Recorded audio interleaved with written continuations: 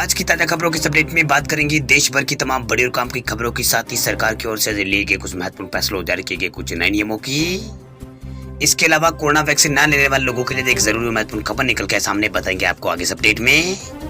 इसके अलावा सरकार ने वाहनों के लिए जारी किया है नया नियम, इन 2 चीजों के बिना अब नहीं चला सकेंगे गाड़ी।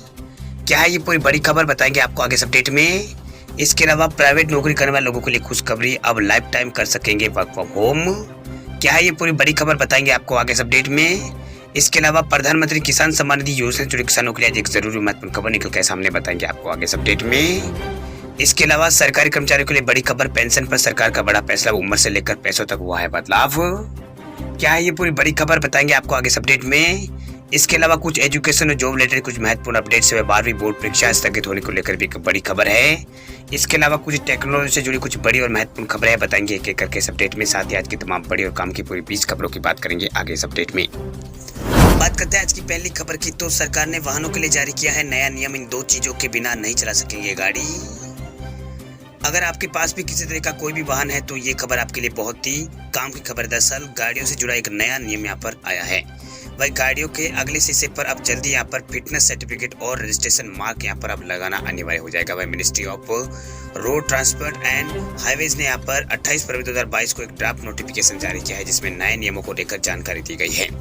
वही नोटिफिकेशन में कहा गया है कि वाहनों पर फिटनेस सर्टिफिकेट और मोटर वाहन के रजिस्ट्रेशन मार्क का वैलिडिटी को नियमों में बताए तरीकों से यहाँ पर प्रदर्शित यहाँ पर करना होगा। वही नोटिफिकेशन में कहा गया है कि हैवी गुड्स पैसेंजर व्हीकल्स और यहाँ पर मीडियम गुड्स और लाइट मोटर्स व्हीकल्स के मामले में इसे विंडो स्क्रीन के बाएं और ऊपरी किनारे के पर प्रदर्शित यहाँ पर किया जाएगा। वही ऑटो रिक्शा और ई रिक्शा और ई कार्ड और तो दूसरे मामलों में यहाँ पर इसे विंडो स्क्रीन के बाएं और ऊपरी किनारे पर लगाया जाएगा अगर वे वहां पर आता हो।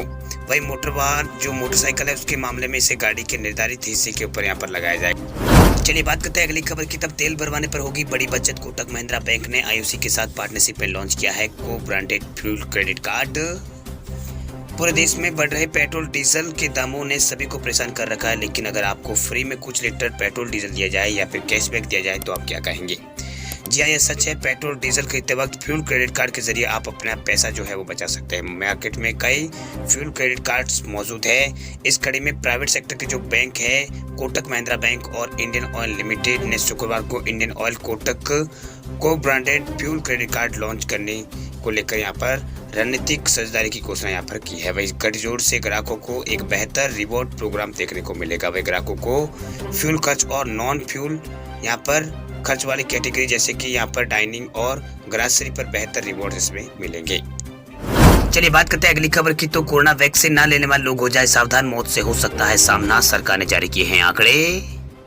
पिछले 2 साल से कोरोना वायरस के संक्रमण को लेकर पूरी दुनिया में हाहाकार मचा है। इस वायरस को मात देने के लिए अब तक कोई खास दवा यहाँ पर नहीं बनी है, लिहाजा इसे लड़ने के लिए एकमात्र हथियार वैक्सीन है। खास बात यह है कि वैक्सीन लगाने के बाद मौतों की संख्या में बड़ी गिरावट देखी गई है। इस बीच भारत में कोरोना की तीसरी लहर के बाद सरकार ने मौतों के आंकड़े को जारी किया है। दरअसल इसके आंकड़ों के मुताबिक लहर में जो तीसरी लहर थी उसमें बरसों फीसदी ऐसे लोगों की मौत हुई है जिसने कोरोना वैक्सीन नहीं लगाई थी।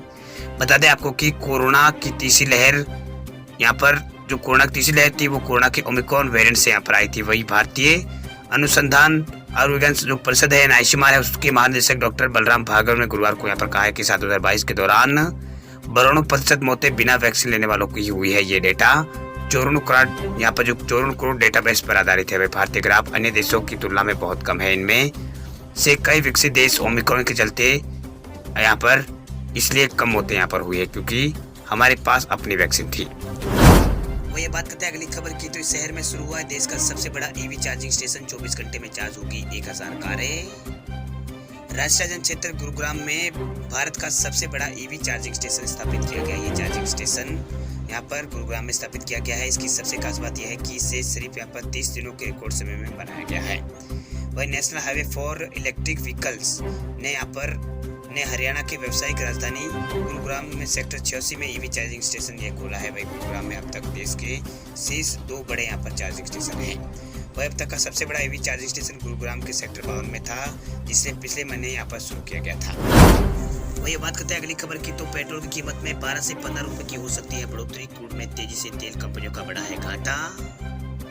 रूस यूक्रेन संकट की वजह से कच्चे तेल की कीमतों में 9 साल से ज्यादा के रिकॉर्ड ऊंचाई पर कच्चे तेल के दाम पहुंच चुके हैं। वैसे के साथ साथ घरेलू तेल कंपनियों का तेल खुदरा बिक्री घाटा भी यहाँ पर आसमान पर पहुंच गया। इसी को देखते हुए देश की प्रमुख जो ब्रोकिंग फर्म यहाँ पर अनुमान लगा रही कि मार्च महीने में तेल की कीमतों में तेजी से उछाल देखने को मिल सकता है। वही रूस और यूक्रेन के बीच जारी जंग और लंबा खिंचने की वजह से जो क्रूड ऑयल है फिलहाल $110 प्रति बैरल के ऊपर कारोबार कर रहा है। वही दूसरी तरफ भारत में बीते 4 महीनों से तेल की कीमतें स्थिर बनी हुई है। वही एशियाई सिक्योरिटीज के मुताबिक तेल की बिक्री पर तेल कंपनियों का घाटा ₹12 प्रति लीटर पर पहुंच गया है। इस महीने पेट्रोल डीजल की खुदरा कीमतों में बढ़ोतरी देखने को मिल सकती है। वही एशियाई के डायरेक्टर ने अपनी रिपोर्ट में कहा है कि सरकार तेल कंपनियों को घाटा खत्म करने के लिए 16 मार्च तक या उससे पहले कीमतों को ₹12 प्रति लीटर बढ़ाना होगा और तेल कंपनियां अपने मार्जिन को भी यहाँ पर इसमें शामिल करती है तो ₹15 प्रति लीटर की आवश्यकता यहाँ पर बढ़ोतरी की होगी। चलिए बात करते हैं अगली खबर की। तब हमेशा के लिए कर्मचारी घर से कर सकेंगे काम, दुनिया की दिग्गज टेक कंपनी ने किया है ऐलान। ट्विटर ने अपने कर्मचारी को तोहफा दिया। दरअसल ट्विटर के चीफ पराग अग्रवाल ने शुक्रवार को कई ट्वीट करते हुए घोषणा की है कि सोशल नेटवर्किंग कंपनी इस महीने अपने वैश्विक कार्यालय को फिर से यहाँ पर खोलने जा रही है। यदि लोग ऑफिस जाकर काम करना चाहे तो वो कर सकते हैं, मगर यदि वे घर से ही कार्य यहाँ पर करना चाहते हैं तो वो घर से भी यहाँ पर काम कर सकते हैं। ये पूरी तरह से कर्मचारी की इच्छा पर ही निर्भर करेगा। हालांकि पराग अग्रवाल ने कर्मचारियों को ऑफिस लौटने की वकालत करते हुए कहा कि ऑफिस में काम करने का यहाँ पर वाइब्रेट कल्चर मिलेगा और तुरंत प्रभाव से यहाँ पर बिजनेस ट्रेवल भी यहाँ पर खोल दिया जाएगा। उन्होंने कहा कि 15 मार्च से सभी ग्लोबल ट्विटर ऑफिस खुल जाएंगे। वह ट्विटर के सीईओ पराग अग्रवाल ने एक ट्वीट करते हुए लिखा है कि यहाँ से काम करना बिजनेस के लिए सुरक्षित और यहाँ पर बिजनेस के लिए यहाँ पर सुरक्षित ट्रेवल करना चाहते हैं नहीं या फिर कौन सा इवेंट अटेंड आप करना चाहते हैं, इसका पूरा निर्णय अब आपको ही यहाँ पर करना है। दरअसल ट्विटर के सीईओ ने यहाँ पर कर्मचारियों से कहा कि वे जहाँ से भी अधिक अच्छा उनको लगे वहाँ वो काम यहाँ पर कर सकते हैं, यानी हमेशा के लिए पूरी तरह से वर्क फ्रॉम होम का विकल्प भी इसमें यहाँ पर शामिल है। तो ये बात करते हैं अगली खबर की। तो पेंशन पर सरकार का बड़ा फैसला, उम्र से लेकर पैसों तक का हुआ है बदलाव। हिमाचल प्रदेश के मुख्यमंत्री जयराम ठाकुर ने शुक्रवार को फाइनेंशियल ईयर 2022-23 के लिए विधानसभा में बजट पेश किया। बजट पेश करते हुए सीएम ने कई बड़े बदलाव यहाँ पर किए। इनमें वृद्धावस्था पेंशन की उम्र और पैसों को लेकर भी कई बदलाव यहाँ पर किए गए। दरअसल हिमाचल प्रदेश में मंथली वृद्धावस्था पेंशन 1001 रुपए से बढ़ाकर 1500 रुपए करने की घोषणा यहाँ पर की गई। वह सरकार का 5वां और अंतिम बजट पेश करते हुए जयराम ठाकुर ने वृद्धावस्था पेंशन का लाभ उठाने के लिए उम्र सीमा को घटाकर 60 वर्ष से यहाँ पर 70 वर्ष से यहाँ पर 60 वर्ष करने की घोषणा की। इस बदलाव से लाखों बुजुर्गों को इससे फायदा यहाँ पर हिमाचल प्रदेश में होगा। वही मुख्यमंत्री के पास राज्य के वित्त मंत्रालय का प्रभार भी है। वही उन्होंने विधायक यहाँ पर क्षेत्र विकास वर्तमान में यहाँ पर जो विधायक क्षेत्र विकास निधि वर्तमान में 1 करोड़ 80 यहाँ पर 1.80 करोड़ रुपए से बढ़ाकर 2 करोड़ रुपए करने की घोषणा की। इसमें 20 लाख रुपए की वृद्धि यहाँ पर की गई है। राज्य में दिसंबर में विधानसभा चुनाव होने वाले, इससे पहले यहाँ पर सरकार का ये अंतिम बजट है। वही सरकार का बजट पेश करते हुए मुख्यमंत्री जयराम ठाकुर ने कहा कि उनकी सरकार के दौरान विधायक क्षेत्र विकास निधि कोष में 90 लाख रुपए बढ़ाए गए हैं। उन्होंने अगले वित्त वर्ष के लिए विधायकों के विवेकहीन अनुदान को 10 लाख रुपए से बढ़ाकर 12 लाख रुपए करने की भी घोषणा की है। मुख्यमंत्री ने कहा कि राज्य में 1000 नए आंगनबाड़ी भवन बनाए जाएंगे व चिकित्सकों के 500 नए पद यहाँ पर सृजन किए जाएंगे। उन्होंने नए पदों के बारे में बात कही है।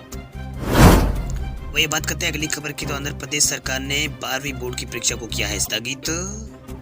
आंध्र प्रदेश सरकार ने 3 मार्च 2022 को बड़ा फैसला करते हुए 12वीं की परीक्षा को यहाँ पर स्थगित कर दिया है। वही आंध्र प्रदेश बोर्ड की कक्षा 12वीं का जो परीक्षा कार्यक्रम है 24 फरवरी को यहाँ पर जारी किया गया था। वह शेड्यूल में बताया गया था कि परीक्षा अप्रैल 2022 में आयोजित यहाँ पर की जाएगी, लेकिन जेईई मेन 2022 की तारीखों की घोषणा होने से यहाँ पर एपी बोर्ड की जो 12वीं की परीक्षा है उसकी तारीखों को यहाँ पर टकराने की वजह से जो 12वीं की परीक्षा है उसे स्थगित यहाँ पर कर दिया। यानी जो जेईई मेन की परीक्षा है उसकी वजह से यहाँ पर ये परीक्षाएं रद्द यहाँ पर की गई है।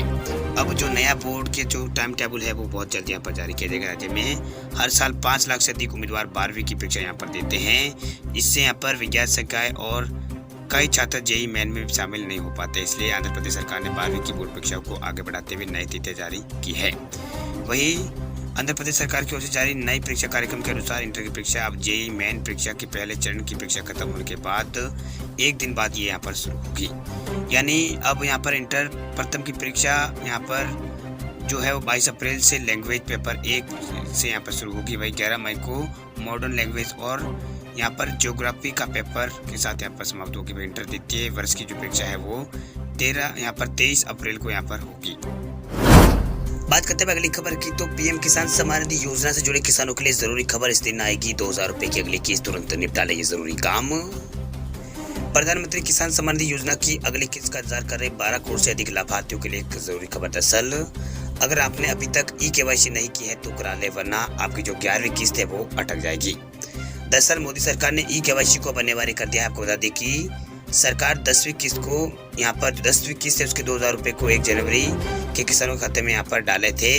अब जिन किसानों को 10वीं किस्त मिल चुकी है वे 11वीं किस्त का इंतजार यहाँ पर कर रहे हैं। सरकार ने पीएम किसान सम्मान निधि योजना में रजिस्टर्ड किसानों के लिए आधार ई-केवाईसी को यहाँ पर अनिवार्य कर दिया। इसके बिना किसानों को 11वीं किस्त का पैसा नहीं मिलेगा। वही पोर्टल पर बताया गया कि अधिकार जो यहाँ पर आधार आधारित OTP प्रमाणीकरण के लिए किसानों को यहाँ पर किसान कॉर्नर में ई-केवाईसी विकल्प पर क्लिक करना होगा और बायोमेट्रिक प्रमाणीकरण के लिए निकटतम यहाँ पर CSC जो कॉमन सर्विस सेंटर है वहाँ पर जाना होगा। ये काम घर बैठे बैठे मोबाइल या फिर कंप्यूटर या लैपटॉप से भी आप यहाँ पर कर सकते हैं। इसके लिए आपको यहाँ पर pmkisan.gov.in वेबसाइट तो है, उसके ऊपर जाकर दाएं हाथ पर यहाँ पर टैब्स में मिलेगा, सबसे ऊपर यहाँ पर ई-केवाईसी लिखा हो, वहाँ पर आपको क्लिक करके अपनी जो केवाईसी प्रक्रिया है उसे पूरी करना होगा। उसके बाद ही आपको 2000 रुपए की जो 11वीं किस्त है वो आपके खाते में आएगी। वही बात करते हैं अगली खबर की, तो देश में लगातार गिर रहा है कोरोना का ग्राफ। 24 घंटों के भीतर सामने आए हैं 6396 केस। भारत में कोरोना की जो रफ्तार है वो कम हो गई है। वही आंकड़ों में पता चला है कि एक दिन के भीतर भारत में 6396 नए केस सामने आए हैं। इसके बाद भारत के अंदर जो टोटल मामलों की संख्या है वो 4,29,51,000 पार हो चुकी है। स्वास्थ्य एवं परिवार कल्याण मंत्रालय के अनुसार सक्रिय मामले भारत में फिलहाल 69,000 के आसपास है। वही बीते 24 घंटों में 201 लोगों की पिछले 24 घंटों में मौत हुई है, जिसके बाद अब भारत में कुल मृतकों की संख्या 5,14,000 के आसपास पहुंच चुकी है। वही लगातार 25 दिनों से भारत में लगातार 1 लाख से कम कोविड-19 मामले दर्ज किए जा रहे हैं। इस दौरान 13,000 के आसपास रिकवरी भी हुई है, लोग ठीक भी हुए हैं। वही अब देश में रिकवरी का आंकड़ा भारत में 4 करोड़ 23 लाख पार हो चुका है। वही वैक्सीनेशन की बात करें तो अब तक भारत में 178 करोड़ से अधिक को वैक्सीन की डोज यहाँ पर दी जा चुकी है। दैनिक मामले अब भारत में 10,000 से कम हो गए। स्वास्थ्य जो सचिव है वो लव अग्रवाल, उन्होंने यहाँ पर गुरुवार को जानकारी दी है कि वैश्विक स्तर पर देखा जाए तो बीते एक हफ्ते में 15 लाख से अधिक नए मामले सामने आए हैं। वही बीते एक हफ्ते में यहाँ पर 15 लाख अधिक से अधिक मामले यहाँ पर सामने आए। वही भारत में जनवरी महीने में रोजाना 3 लाख से अधिक मामले दर्ज हो रहे हैं। ये आंकड़ा औसतन 96.4% के हिसाब से कम होकर एक हफ्ते में 11,000 पर ये आ चुका है। वही कोरोना से मृत्यु का आंकड़ा बात करते दुनिया भर में रोजाना 7,700 से अधिक मौतें हो रही है, जबकि भारत में 2 से 8 फरवरी के बीच 615 मौतें दर्ज यहाँ पर की गई है। जबकि बीते हफ्ते 144 मौतें यहाँ पर दर्ज की गई थी। यहाँ पर 144 मौतें दर्ज की थी। वह देश में कोरोना की रफ्तार कम होने के पीछे बड़ी वजह टीकाकरण है।